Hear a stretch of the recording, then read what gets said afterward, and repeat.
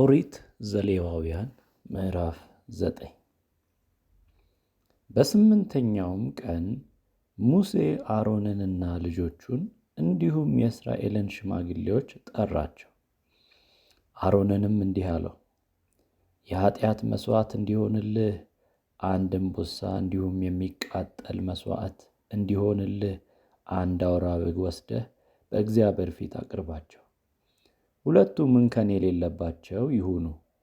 እስራኤላውያንንም እንዲህ በላቸው፣ ለኃጢአት መሥዋዕት አንድ አውራ ፍየል፣ ለሚቃጠል መሥዋዕት እንከን የሌለባቸውን የአንድ ዓመት እምቦሳና የአንድ ዓመት ጠቦት፣ ለኅብረት መሥዋዕት አንድ በሬና አንድ አውራ በግ በዘይት ከተለወሰ የእህል ቁርባን ጋር በእግዚአብሔር ፊት ለመሥዋዕት አቅርቡ። እግዚአብሔር ዛሬ ይገልጥላችኋልና። እነርሱም ሙሴ ያዘዛቸውን ሁሉ ወደ መገናኛው ድንኳን ደጃፍ አመጡ። ሕዝቡም በሙሉ ቀርበው በእግዚአብሔር ፊት ቆሙ። ሙሴ የእግዚአብሔር ክብር ይገለጥላችሁ ዘንድ እንድታደርጉት እግዚአብሔር ያዘዛችሁ ይህ ነው አለ።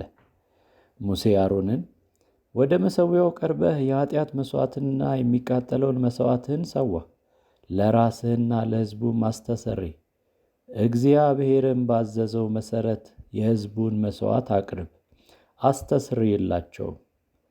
አሮንም ወደ መሠዊያው መጥቶ ስለ ራሱ የኃጢአት መሥዋዕት የቀረበውን እምቦሳ አረደው።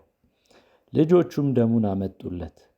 እርሱም ጣቱን በደም ውስጥ ነክሮ የመሠዊያውን ቀንዶች ቀባ። የተረፈውንም ደም በመሠዊያው ግርጌ አፈሰሰው። እግዚአብሔር ሙሴን ባዘዘው መሠረት የኃጢአት መሥዋዕቱን ስብ፣ ኩላሊቶቹንና የጉበቱን ሽፋን በመሠዊያው ላይ አቃጠለው። ሥጋውንና ቁርበቱንም ከሰፈር ውጪ በእሳት አቃጠለው።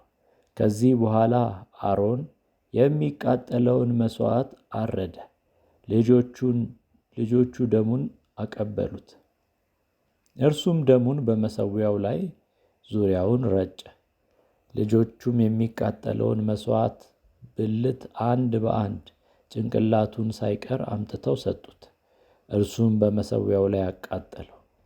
የሆድ ዕቃውንና እግሮቹን አጥቦ በመሠዊያው ላይ ካለው ከሚቃጠለው መሥዋዕት በላይ አቃጠለ።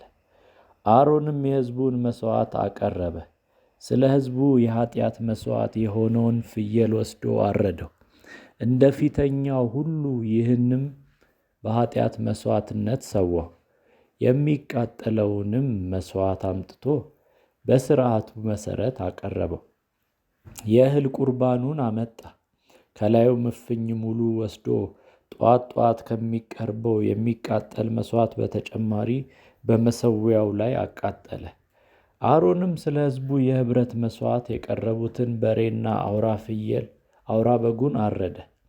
ልጆቹም ደሙን አመጡለት። እርሱም ደሙን በመሠዊያው ላይ ዙሪያውን ረጨ። የበሬውንና የአውራ በጉን ስብ፣ ላቱን፣ የሆድ ዕቃውን የሚሸፍነውን ስብ፣ ኩላሊቶቹንና የጉበቱን ሽፋን በፍርምባዎቹ ላይ አስቀመጡ። አሮንም ስቡን በመሠዊያው ላይ አቃጠለ። ፍርምባዎቹንና የቀኝ ወርቹንም ሙሴ ባዘዘው መሠረት የመወዝወዝ መሥዋዕት አድርጎ በእግዚአብሔር ፊት ወዘወዘው። አሮን እጆቹን ወደ ሕዝቡ ዘርግቶ ባረካቸው። የኃጢአት መሥዋዕቱን የሚቃጠለውንም መሥዋዕትና የኅብረት መሥዋዕት ካቀረበ በኋላ ወረደ። ከዚያም በኋላ ሙሴና አሮን ወደ መገናኛው ድንኳን ገቡ። ከዚያም ሲወጡ ሕዝቡን ባረኩ። የእግዚአብሔርም ክብር ለሕዝቡ ሁሉ ተገለጠ። እሳት ከእግዚአብሔር ዘንድ ወጥቶ በመሠዊያው ላይ የነበረውን በላ። ሕዝቡም ሁሉ ይህን ባዩ ጊዜ እልል አሉ፣ በግንባራቸውም ተደፉ።